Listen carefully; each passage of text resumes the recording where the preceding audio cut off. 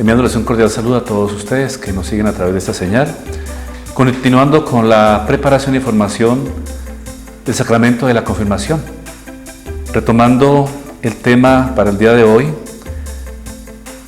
el don del Espíritu Santo, que es el tema número 10. Quisiera que nos enfoquemos un poco en la palabra de Dios porque es muy importante la Sagrada Escritura. Y de manera especial los evangelios nos cuentan de manera especial cómo fue la llegada del Espíritu, pero de manera particular quiero que hagamos énfasis en Hechos de los Apóstoles,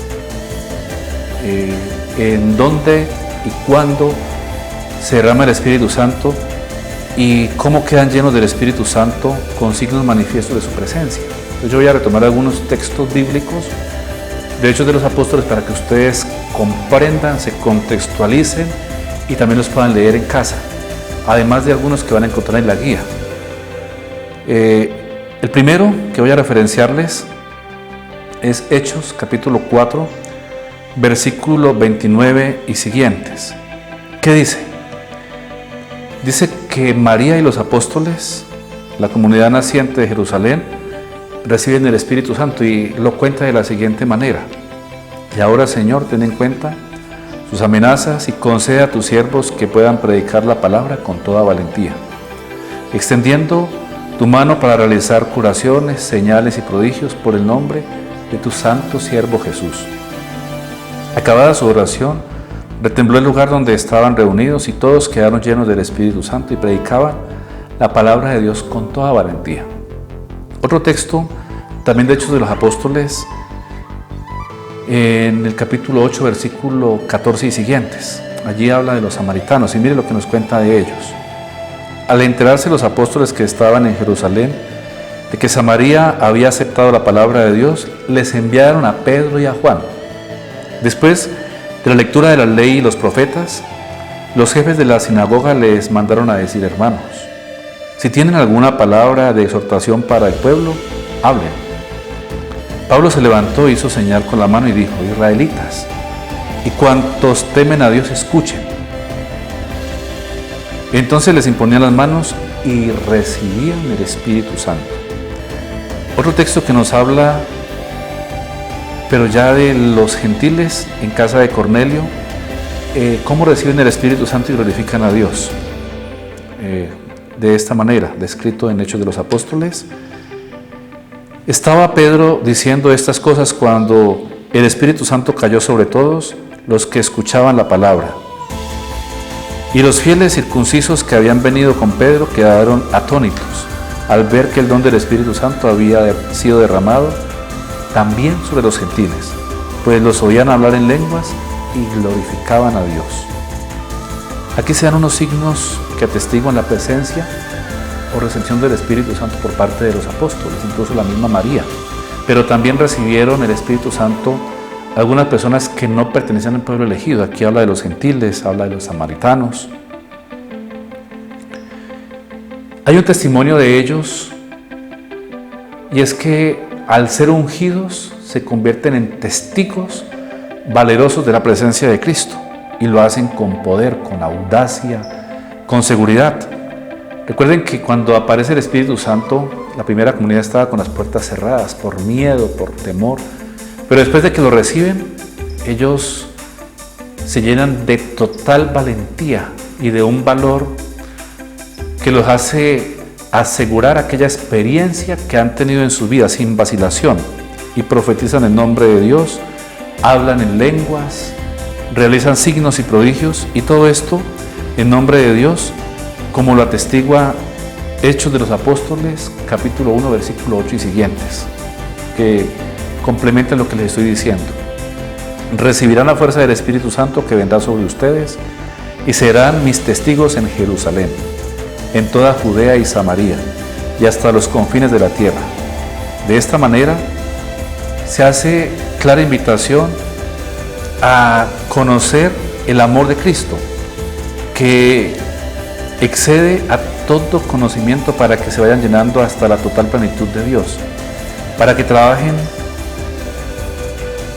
para irte llenando, para que trabajes para irte llenando hasta descubrir la total plenitud de Dios en tu vida. Y el secreto de este camino es el Espíritu Santo, que nos guía hasta la verdad plena.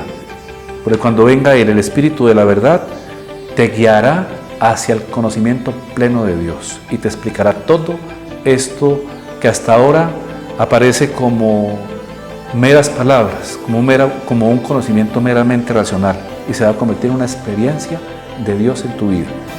Por esto, con un corazón abierto a la esperanza de Dios, invoca al Señor para que conceda la abundancia de los dones, para que renueve tu vida, para que renueve nuestra iglesia, para que te renueve a ti interiormente. Es una tarea no fácil de descubrir en la vida, llena de tantas cosas vacías, de tantas cosas efímeras, de tanta oferta materialismo, de tanta oferta materialista, del mismo consumismo, que nos lleva a caer en un sinsentido. Creo que la vida de los primeros cristianos es fundamental para iluminar nuestras comunidades hoy, también para que te ilumine a ti. Hechos 2:42 cuenta cómo vivían esas primeras comunidades y lo expresa de la siguiente manera: acudían asiduamente a la enseñanza de los apóstoles, a la comunión, a la fracción del pan y a las oraciones.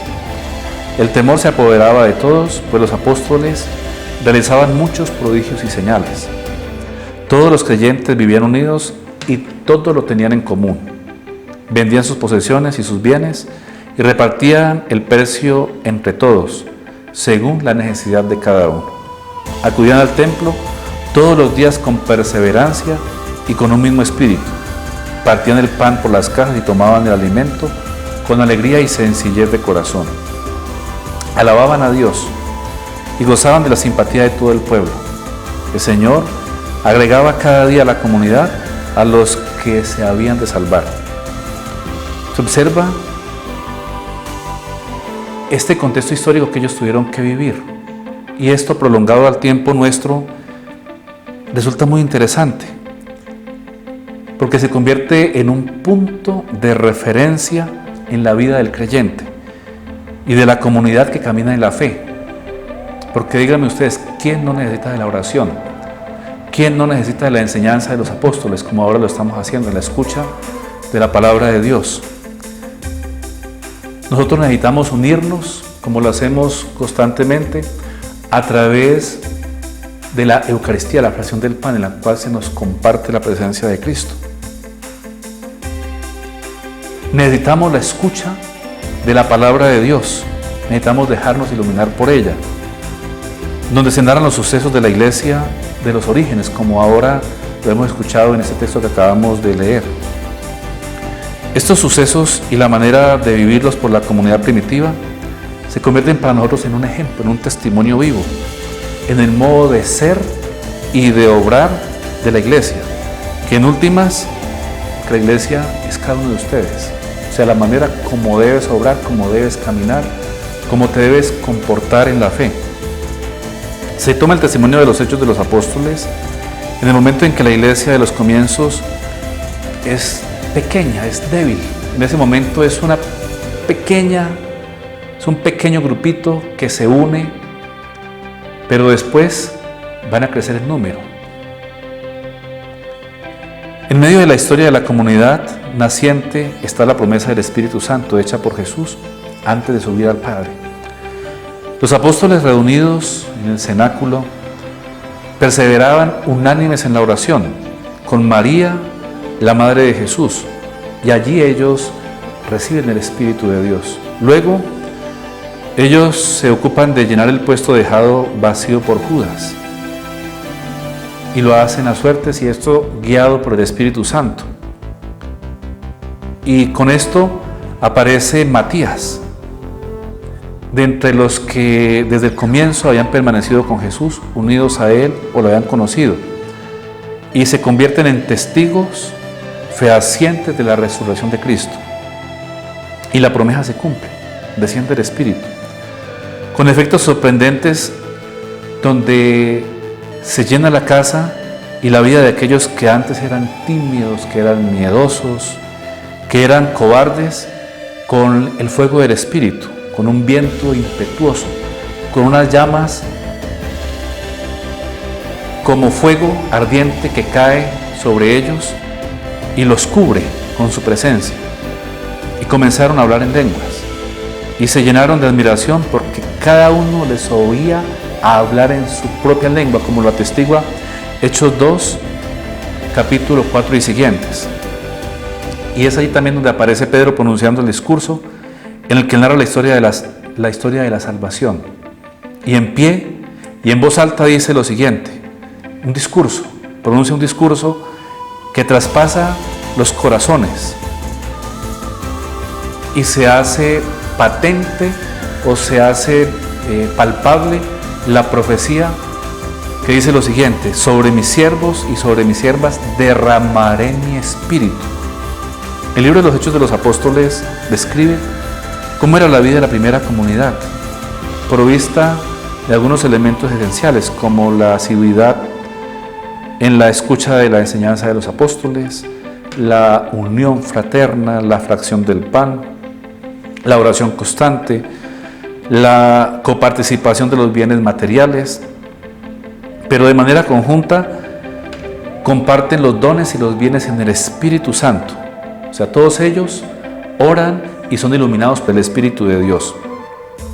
Mientras tanto, Pedro y los apóstoles continúan haciendo prodigios en el nombre de Jesús y anunciando la buena noticia de la salvación a Jesús mismo, vivo, presente y resucitado, con riesgos constantes pero sostenidos por la comunidad dentro de la que los creyentes forman en torno a la fe un solo corazón y una sola alma.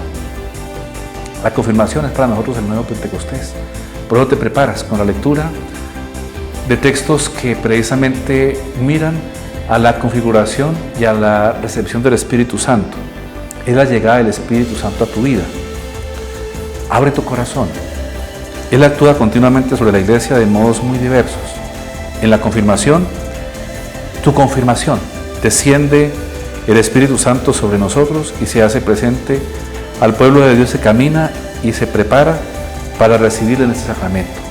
Quiero invitarte para que sigas preparándote, para que leas la guía, para que complementes lo que te he dicho ahora con los textos que se proponen y para que puedas de manera adecuada prepararte conscientemente para recibir el Espíritu Santo. Recuerda que hoy Él continúa haciendo su obra en medio de nosotros y gracias a los carismas que continúa derramando de manera